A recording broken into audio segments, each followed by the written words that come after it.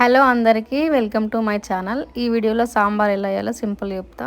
First ఒక 2 hours ముందు పప్పు ఇలా నానబెట్టుకోవాలి. పప్పు నానిన తర్వాత ఇందులోకి కొంచెం పసుపు యాడ్ చేసిన తర్వాత ఇందులోకి ఒక స్పూన్ సాల్ట్, కొంచెం ఆయిల్ యాడ్ చేసి స్టవ్ ఆన్ చేసి స్టవ్ మీద పెట్టి ఉడకనిద్దాం. ఇలా ఇది ఆయిల్ వేసుకోవడం వల్ల పప్పు అనేది తొందరగా ఉడుకుతుంది.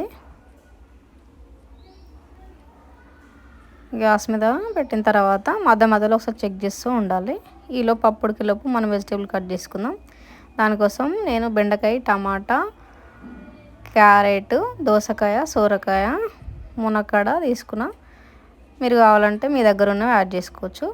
పప్పు ఉడికిపోయింది. దీన్ని మెత్తగా చేసుకొని పక్కన పెట్టుకుందాం. ఒక గిన్నె పెట్టుకొని ఇది హీట్ అయిన తర్వాత ఇందులోకి 2 స్పూన్స్ ఆయిల్ యాడ్ చేసుకుందాం. ఆయిల్ యాడ్ చేసిన తర్వాత ఆయిల్ కొంచెం హీట్ అయిన తర్వాత ఇందులోకి జీలకర్ర అండ్ పోపు గింజలు, ఇందులోకి మనం ముందుగా కట్ చేసి పెట్టుకున్న ఆనియన్, పచ్చిమిర్చి,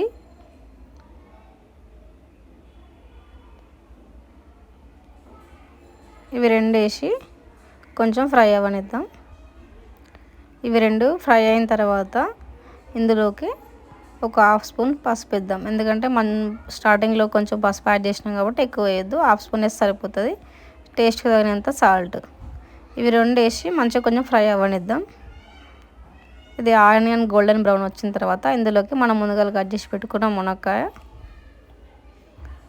దోసకాయ,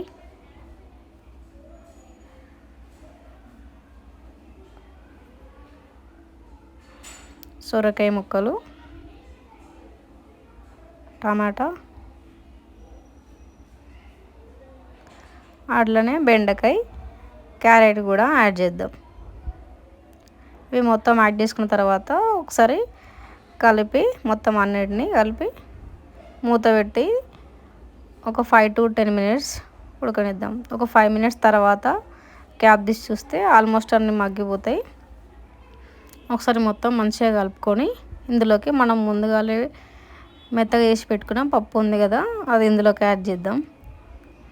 పప్పు యాడ్ చేసిన తర్వాత కొంచెం వాటర్ అండ్ ముందుగానే నానబెట్టుకున్న కొంచెం చింతపండు, ఇవి రెండు వేసి కొంచెం మంచిగా ఉడకనిద్దాం.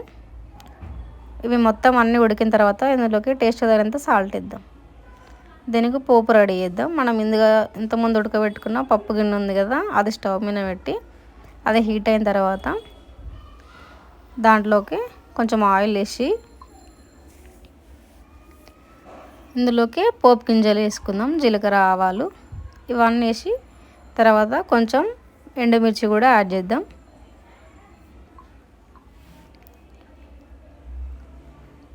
ఇందులోకి కొంచెం కరివేపాకు,